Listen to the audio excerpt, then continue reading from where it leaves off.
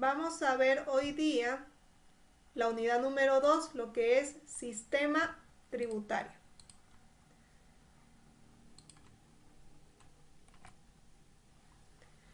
Para analizar lo que es un sistema tributario, primero debemos saber lo que es una política fiscal y una política económica.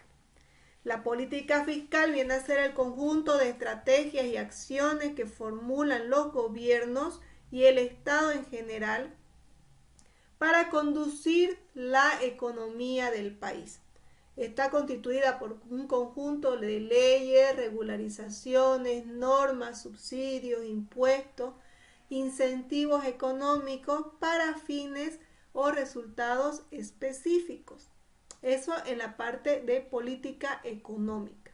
En lo que es cuestión de política fiscal, esta es una rama de la política económica que configura el presupuesto del Estado y sus componentes. Es decir, aquí nosotros vemos los recursos que vienen a ser los ingresos para el Estado y los gastos que vienen a ser según las necesidades de la población. Mantener un presupuesto equilibrado asegura la estabilidad económica y amortigua las oscilaciones de los diferentes ciclos económicos, evitando así tener una alta inflación.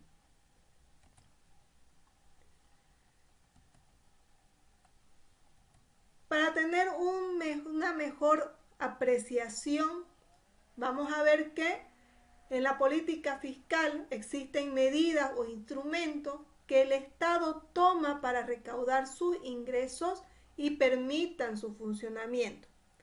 Tiene como misión redistribuir el ingreso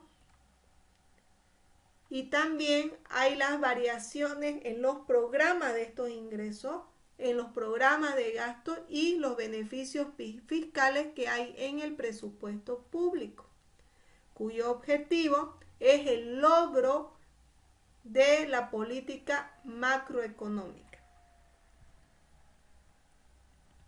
Esto hay para los diferentes niveles, tanto nacional como también gubernamental y municipal.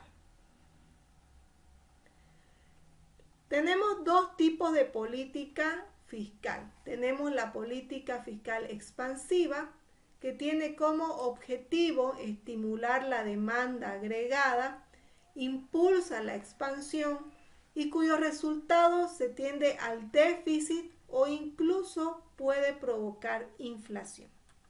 En la política fiscal contractiva es cuando se frena la demanda agregada, es decir, cuando la economía está en un periodo de expansión y tiene la necesidad de frenarse. Esto para no caer en un déficit alto o en una inflación alta.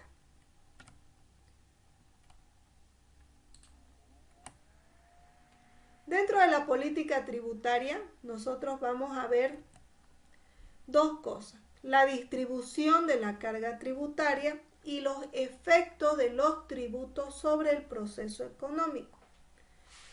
En la anterior clase hemos visto cuáles son los tributos, qué son los tributos y cómo se clasifican.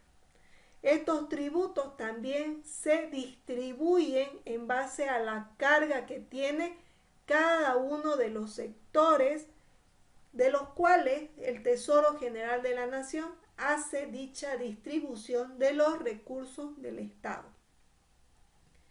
Los efectos es cómo estos tributos median dentro del proceso económico, que la mayoría de las veces no es suficiente.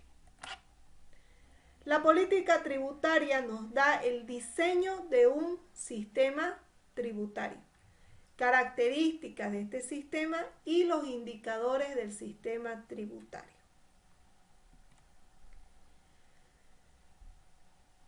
Para que nosotros veamos sobre la política tributaria, es quién y cuándo diseña la política tributaria y qué fenómeno político y económico y social podemos obtener. Esto en cuanto a un tema complejo de negociación. También podemos verlo desde la actividad económica desarrollada por el Estado como instrumento jurídico, objeto central del diseño del sistema de distribución de la parte tributaria. ¿Cómo se hace esto? Esto se relaciona con la administración tributaria, facultado en la potestad tributaria. Es decir, y como vimos en el tema 1, la potestad tributaria es que el Estado tiene la facultad de crear tributos, obligando al contribuyente al pago de dichos tributos. La estructura de un sistema tributario viene desde el diseño de un sistema, su estructura, es decir, cómo está conformado. Dentro de la parte técnico-formal está el hecho generador, que mediante este hecho el contribuyente se hace objeto de una deuda con el Estado. La materia imponible, es decir, de dónde viene ese hecho generador. La base imponible, es decir, de qué monto se va a tomar el tributo. Y la alicuota, que viene a ser el porcentaje que corresponde pagar de mi base imponible. Es decir, si yo tengo 1.000 bolivianos y tengo que pagar el IVA, los 1.000 bolivianos viene a ser la base imponible, porque sobre los 1.000 va a recaer el 13% que va a ser mi alicuota. Esos 1.000 bolivianos pueden ser de la compra de un televisor. La compra viene a ser el hecho generador, la materia imponible viene a ser el televisor, y el costo del producto va a ser la base imponible y el 13% la alicuota del IVA. Esa es la estructura. Otro de los elementos que debemos tomar en cuenta es el principio de eficiencia y equidad. Existen tributos eficientes pero no son equitativos, como es el caso del impuesto a las transacciones. Si bien pagamos nosotros el IVA del 13% que va sobre las ventas, también nosotros pagamos un 3% que es el IT sobre esas mismas ventas. Es decir, son dos tributos eficientes, pero no son equitativos porque recaen sobre la misma base imponible. Esta eficiencia está referida a elegir tributos que introduzcan menos distorsiones en el sistema económico. En el caso del IT, ¿por qué se debe pagar impuesto por un mismo hecho generador, que es la venta? ¿Por qué voy a pagar doble impuesto? Es decir, pago IVA y pago el IT sobre el mismo hecho generador. La misma ley dice y se contradice. También hay otro principio que es el de capacidad de pago. Es decir, cuánto es lo que yo me puedo endeudar y cuánto es lo que yo puedo pagar. Hasta dónde puedo endeudarme, hasta dónde puedo expandir mi economía. El otro es el principio de beneficio o contraprestación. Esto es, viene a ser en qué me va a beneficiar ese tributo. ¿Cómo lo voy a contraprestar? En el caso del IVA yo puedo compensar el crédito fiscal con el débito fiscal. En el caso del IUE, el pago de ese impuesto me sirve para compensar el IT. Entonces, es una contraprestación, pero me otorga beneficio al contribuyente y al Estado le viene como beneficio de que el contribuyente está pagando sus impuestos. Clasificación de los impuestos. Esto hemos visto un poco en el tema número 1. ¿Cómo se clasifican los impuestos?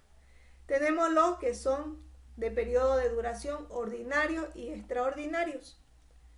Los de naturaleza de las personas reales o personales.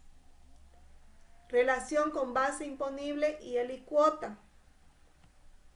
Los fijos, que vienen a ser proporcionales, progresivos, regresivos, y también suelen considerarse en esta clasificación la incidencia y la capacidad de pago.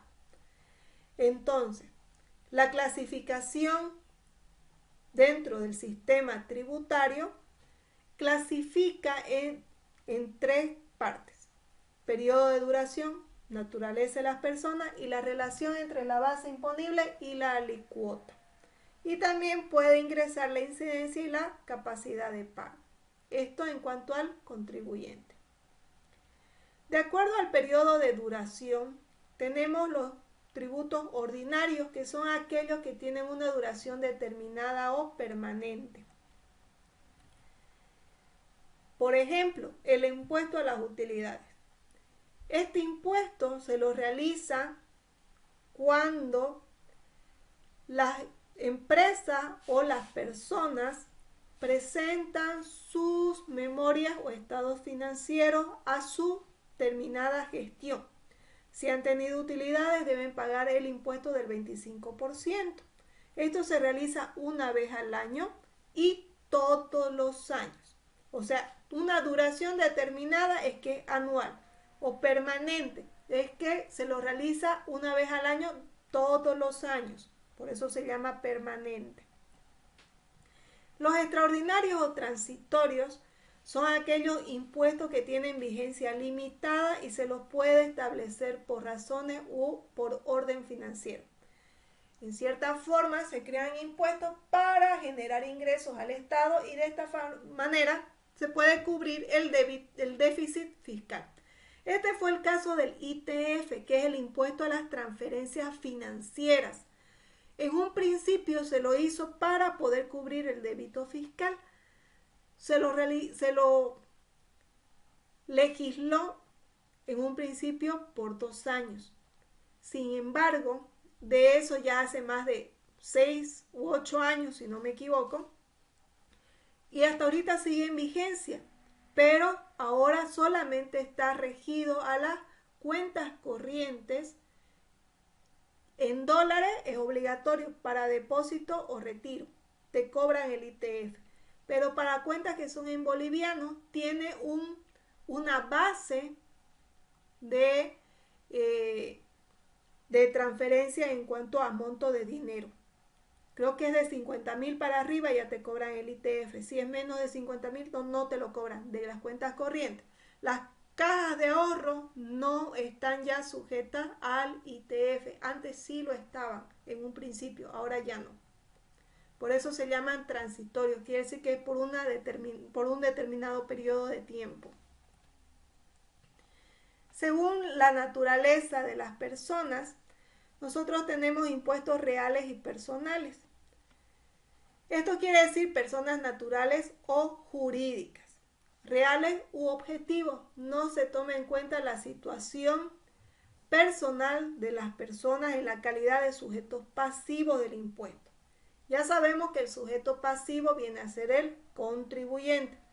Por ejemplo, tenemos el impuesto al consumo específico, es decir, si yo compro una botella de tequila, el impuesto ya está en el valor de la botella, es decir, no voy a pagar otro impuesto adicional. O por el impuesto a los inmuebles. Si yo tengo un inmueble, voy a pagar el impuesto, pero si no tengo un inmueble, no voy a pagar ese impuesto, porque no me pertenece, no es mío. Los impuestos personales o los impuestos subjetivos se consideran en la situación personal del sujeto pasivo, su capacidad de pago, circunstancias económicas y otros aspectos subjetivos.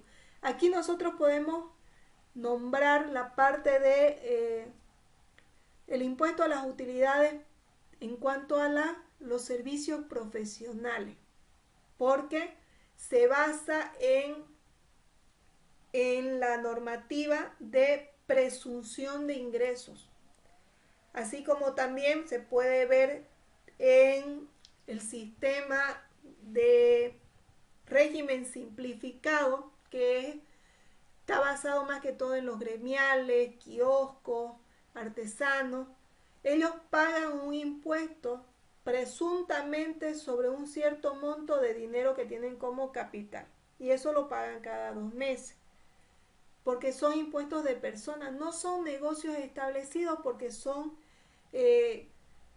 viene a ser la parte minorista del comercio. Entonces ellos pagan según la presunción de sus ingresos, según su capital. En base a eso ellos pagan.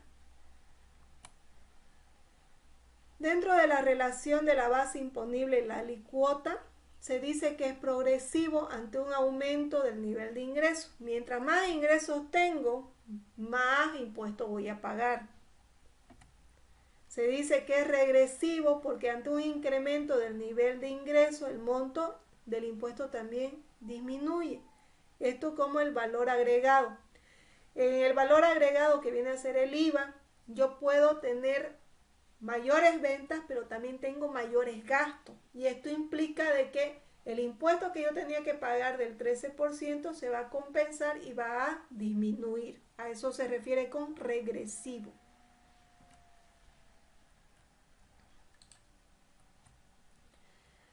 Y dentro de la clasificación por incidencia tenemos directos e indirectos. Ahora vamos a pasar a ver los indicadores tributarios. Los principales indicadores de un sistema tributario boliviano viene a ser el rendimiento, la presión tributaria, la equidad y la estabilidad financiera. Estos son los 4 indicadores de desempeño. Esto nos da una perspectiva de cómo está impositivamente la economía boliviana. Para hacer un análisis de productividad, nosotros medimos el grado de rendimiento de los impuestos a través de la recaudación, según la base imponible y la alícuota de cada impuesto. Nosotros utilizamos esta formulita. Tenemos la productividad, que viene a ser el resultado que nosotros vamos a sacar en cuanto al análisis, y esto va a ser igual a la recaudación total del impuesto dividido entre la multiplicación de la base imponible teórica por la alícuota. Y ahí nosotros vamos a tener el análisis de productividad. Si lo total recaudado son 100.000 y la base teórica es 85.000, a esto le vamos a multiplicar el 13% en el caso del impuesto y nos va a dar el análisis de productividad. Presión tributaria. Esto más que todo es a nivel global. Esto nos dice que la presión tributaria mide el esfuerzo tributario y por definición es la relación existente entre la recaudación en efectivo y el PIB, que viene a ser el Producto Interno Bruto, a precios corrientes. Este indicador se conoce también con el nombre de coeficiente tributario o de carga tributaria. Es decir, vamos a tener una presión tributaria que va a ser igual a la recaudación dividido entre el Producto Interno Bruto y nos va a dar nuestra presión tributaria. Aquí podemos ver y analizar la presión tributaria en lo que concierne a América Latina y el Caribe. Si ustedes se dan cuenta, Bolivia ocupa el último puesto con un 23.6% de presión tributaria, esto al 2007. Ahorita creo que está en el mismo puesto, no ha variado mucho Bolivia en cuanto a presión tributaria, porque Chile y Nicaragua, Uruguay están mucho mejor que Bolivia ahorita. Esto analizando desde el punto de vista del IDH, porque si Bolivia no tuviera el IDH, la presión tributaria fuera mejor. Mejor en cuanto a porcentaje, pero a rentabilidad y en cuanto a las recaudaciones estuviéramos mal. Los principios. Nosotros, así como tenemos principios contables generalmente aceptados, también tenemos principios constitucionales o principios para poder garantizar la capacidad impositiva de nuestro país. Tenemos el principio de equidad, que es para el cálculo de la equidad que se toma en cuenta en la recaudación tanto para impuestos directos como para impuestos indirectos. Su fórmula viene a ser: la equidad va a ser igual a la recaudación de impuestos directos dividido entre la multiplicación de la recaudación total por 100. La estabilidad financiera. Este punto es importante porque la medición de la equidad, la estabilidad financiera, se lo hace en relación entre el balance fiscal y las recaudaciones tributarias totales. Esto nos va a dar un índice si nuestra economía está estable o no. El sistema tributario boliviano.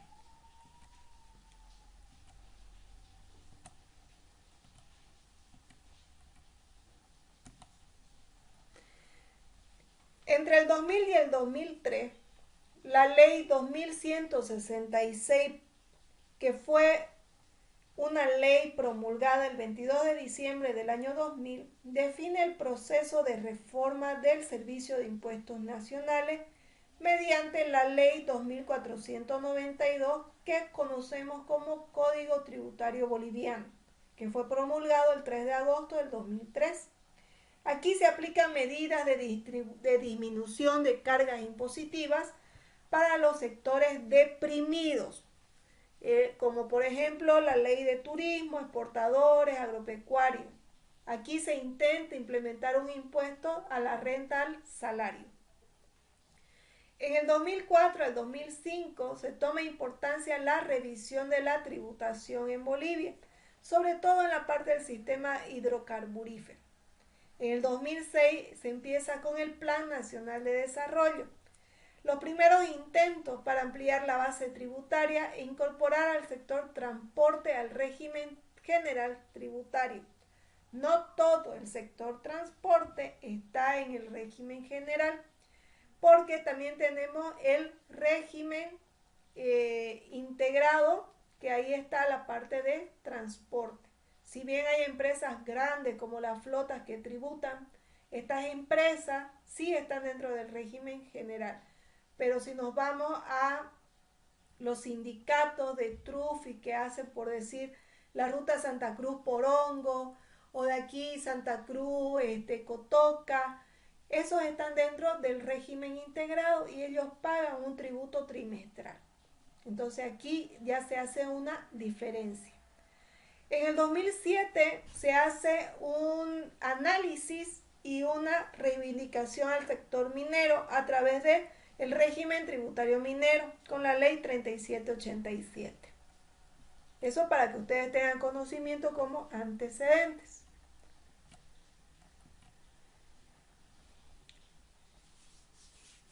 Dentro de los impuestos indirectos, y para que tengamos un mejor panorama, tanto en personas naturales como en personas jurídicas, que vienen a ser las empresas de sociedades, entre otras, estas deben pagar el IVA, deben, algunas también que son la parte de los hidrocarburos, pagar el impuesto específico o especial a los hidrocarburos, el impuesto al consumo específico, que es el IC, el impuesto a las transacciones y el GA, que es gravamen aduanero.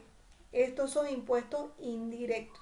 Ahora, los impuestos directos vienen a ser el RCIVA, el IUE, el ITF, que antes era el 1.5%, ahora es mucho menos.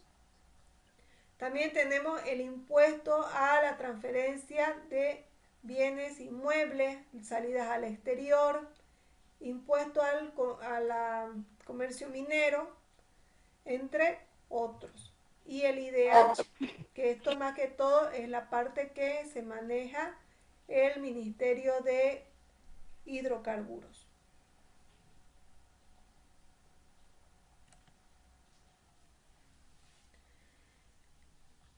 Entre el 2000 y el 2011, la fuente de ingreso que obtuvo el país fue... Listen, ¿Sí? disculpe. Diga. ¿Está mostrando alguna referencia a lo que está hablando? Porque yo solamente veo solamente la estabilidad financiera. O solamente lo está explicando o no está mostrando. Sí, estoy mostrando. Dicen en mi celular mío me sale solamente la estabilidad financiera. A ver, espérenme un ratito.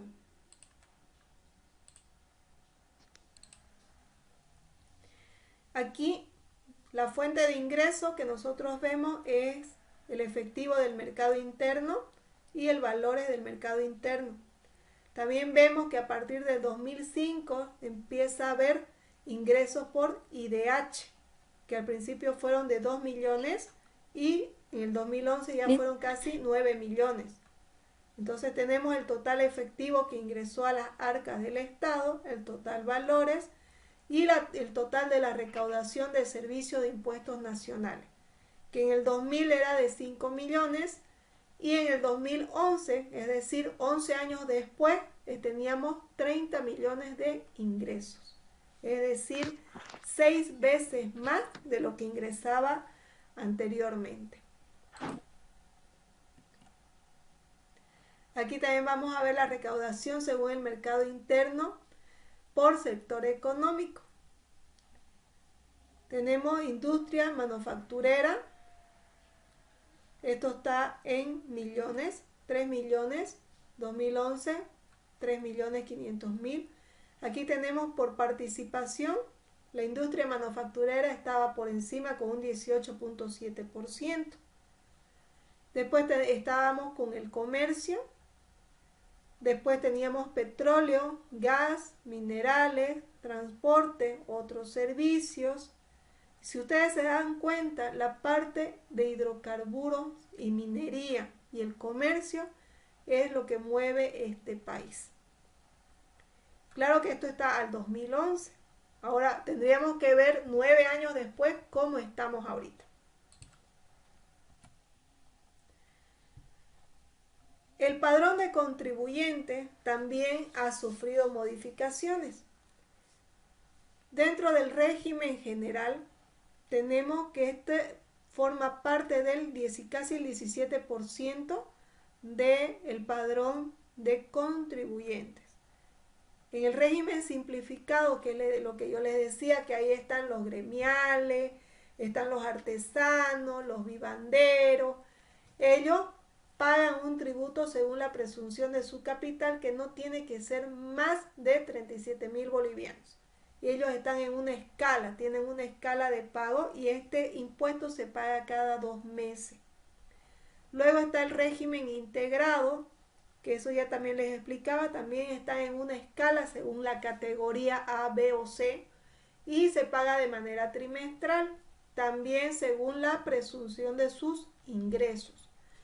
Y luego tenemos el régimen agrario unificado, que aquí este impuesto se paga de forma anual.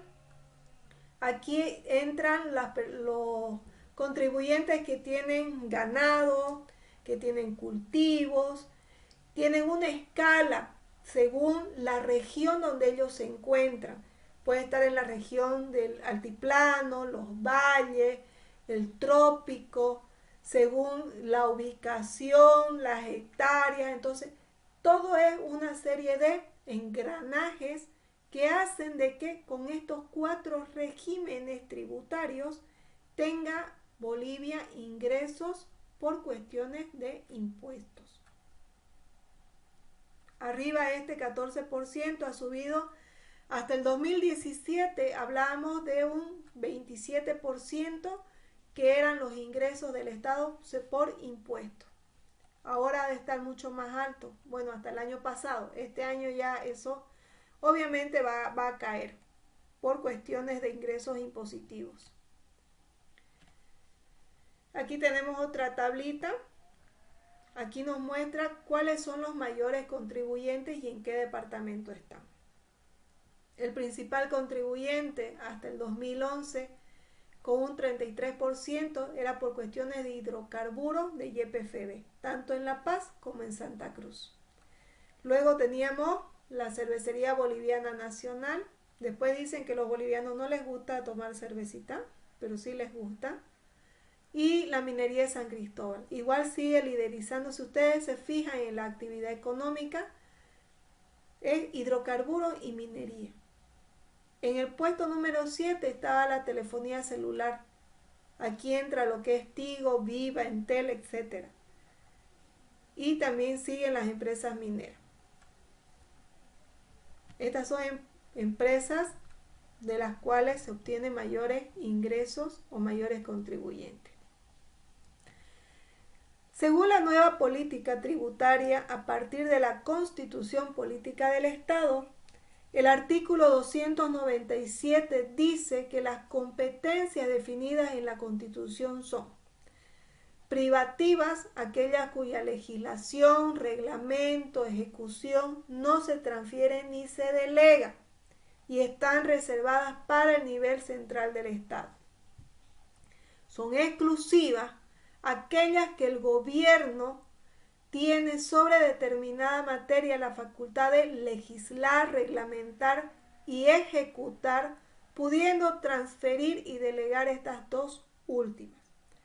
Concurrentes, aquellas que la legislación corresponde al Estado central y los otros niveles simultáneamente las facultades reglamentarias y ejecutiva.